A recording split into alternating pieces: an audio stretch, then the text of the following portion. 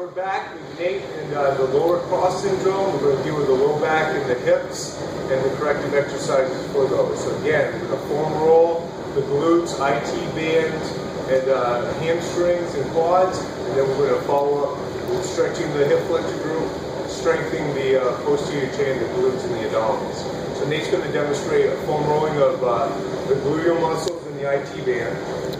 So basically what he's going to do is go up and down in that gluteal area, finding any sore spots. He's going to pause when he finds a sore spot, sit there, breathe into it, allow that muscle to relax and release. Then what he'll do is he'll rotate towards the IT band, onto the TFL. There you go. Get that front hip flexor group. So we're going to probably spend about maybe 2 minutes. It all depends on individual to individual how long you're going to spend on foam rolling. There you go, Nate. Let's go ahead and down the IT band. We'll just kind of speed it up for our time's sake. There you go. And rolling right to the quads. So more of the rectus femoris, the other hip flexor group, hip flexor.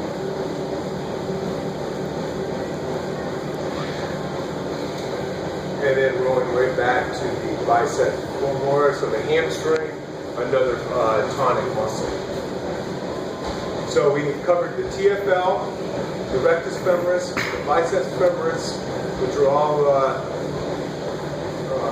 tonic muscles, and the basic muscles, which are the gluteal muscles. However, they will harbor trigger points that need to be released.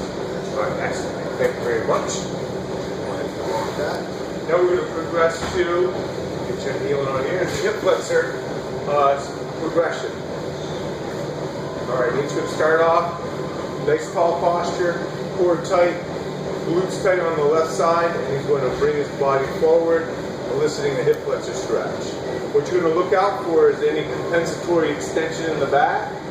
We want to have him keep good maintained posture and move right through the hip. There you go, look up. Yeah. Squeeze the glute on the opposite side. That will actually create that reciprocal inhibition, allowing the hip flexor group to stretch even more thoroughly. All right, very good.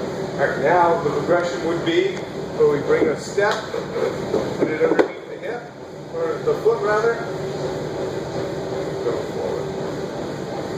That's going to emphasize the rectus femoris, and then maybe getting even more into the hip flexor group, creating more extension.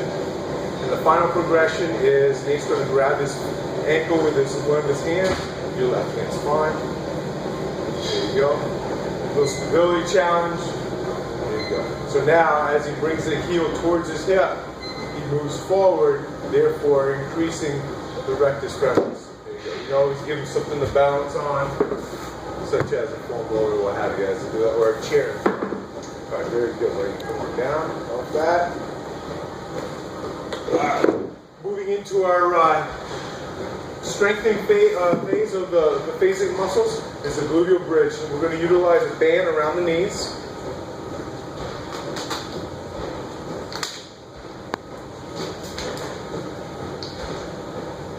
There you go. Go right around the thighs. Not literally right around the knees, but there you go. All right, perfect. Go ahead and lie down for me.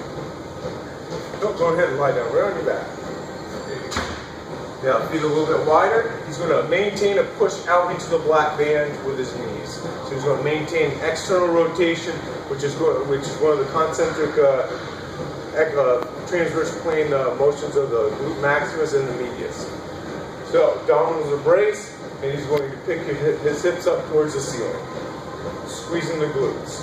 So we're working the sagittal plane, obviously, in this motion. And back down.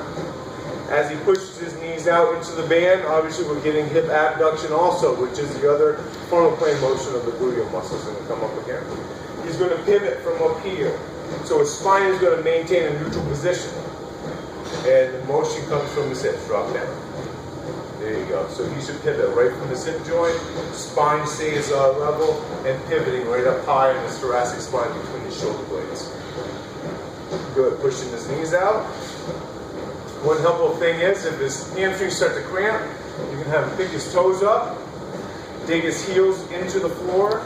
That'll help activate the quadricep. which will decrease the hamstring activity. Back down. So you can do a group of 15 repetitions or what have you. Now we're going to go on to the clamshell, onto your side again. There's 3 different positions that we can do this in. Right up here, and he's going to pivot feet together and pivot his knee to the ceiling. Good, and back in. We only want movement in the hip. We're going to keep on rolling. I'm going to keep on talking. Good. And keep on going. Good. Now what we don't want to do is have the pelvis roll back as you're doing that. That's story movement of the exercise. We want to emphasize the gluteal muscles and the deep external rotators of the hip. And coming nice and slow on the way down, then nice and slow on the way up. Maintaining here abdominal stability. The second angle will be at 45 degrees. There you go. And pivot. That's it. Down. Good. Nice and slow on the way down. Nice work.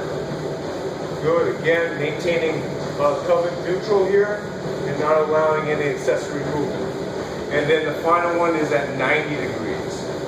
Again, more tight, pivoting here, feet stay together, and nice and slow on the way down.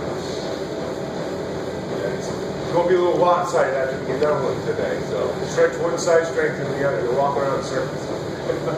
All right, very good. Excellent. How'd that feel? Good? Good. All right, good. Go ahead. Stay on your side. Sorry, we're going to go to the lateral leg raise. So, top leg straightens back. This one is bent up for stability, but also creates some tension on the band. So we can actually decrease the tension by where we put this foot. You're going to lock your quad, knee in place, dorsiflex. Make sure the pelvis is stacked, and he's going to lift up and back. What happens in a faulty pattern is usually with leg raise, is people go into hip flexion. That's going to work the TFL. That's a tonic muscle that we already stretched out. We want to work on the phasic muscle of the glute medius, particularly the posterior fibers. So we need to have abduction and extension. And you can see that's where the resistance of the band is. So that's going to really work that here. So you can actually assist in the motion to train the pattern so the individual can get the sense of where that's supposed to be. Good job. Good. Let me strip that off. Nice work. All right. So the next thing here is abdominal bracing and our progression. Go ahead and lie down on your back.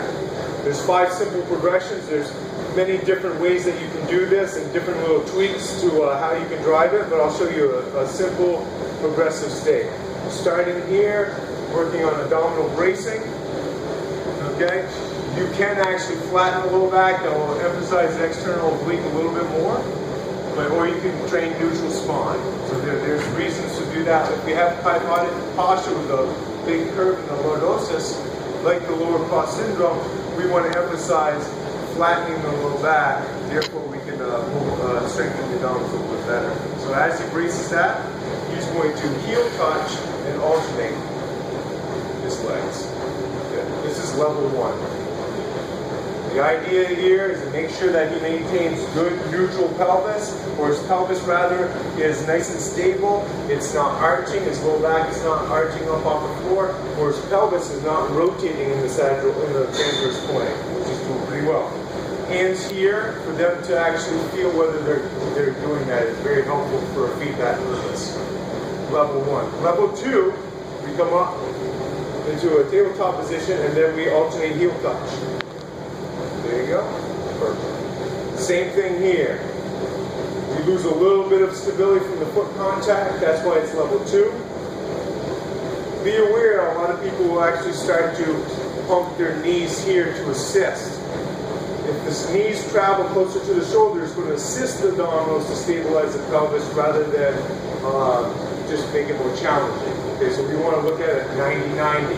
But that's one of those tweaks. We may have to have somebody do that to allow them more success. All right. And level 3, we go out from here, alternating extension.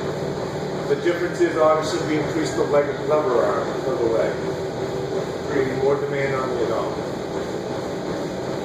Okay, moving on. How you doing, Nate? All right, good job. Focus here. Moving on to level 4, double heel tap. There you go. Maintaining 90 degrees at the knee. Good. Of course, a double level on of the legs. Abdominals nice and tight. Nice work. Great. And now final, level 5. Bring your legs up in starting position, brace your abdominals, and double leg kick. Again, always observing the pelvis, whether you're getting accessory movement or not, or the lumbar spine is coming away from the mat or the floor. There you go. And that is challenging. And back down and relax. Excellent. So that's more of a sagittal plane challenge for the abdominals. You get them very well. Another tweak that you can do is actually move it into the oblique and get a little bit more transverse challenge. So straighten this leg out. And what you can do is just pivot the hip out here. The pelvis has to maintain its stability. We don't want to see the pelvis rolling. So it has to stay here. The opposite side of the oblique is going to work real hard to maintain that pelvis staying down. And then they kick their leg out and then back down. And here, so go ahead and do that for me. You can monitor this. They can feel that. You can also look at the low back and see if it picks up when it happens. Feel you lose a little bit of that, right? Yeah. So what we can do is brace, and we can train this motion by, here's our progression.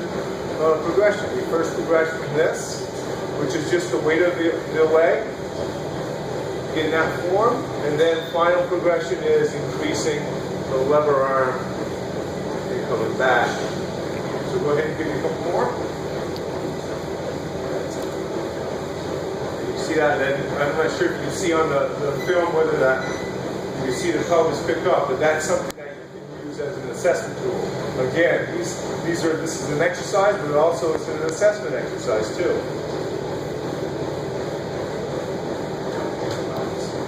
So that's our lower cross corrective exercise. There's a lot of tweaks that we can do with this, and a lot of other exercises that we can do. But basically, again, stretch the tonic muscles, release the tonic muscles, strengthen the phasic muscles, and you should be good to go. Thank you, Nate.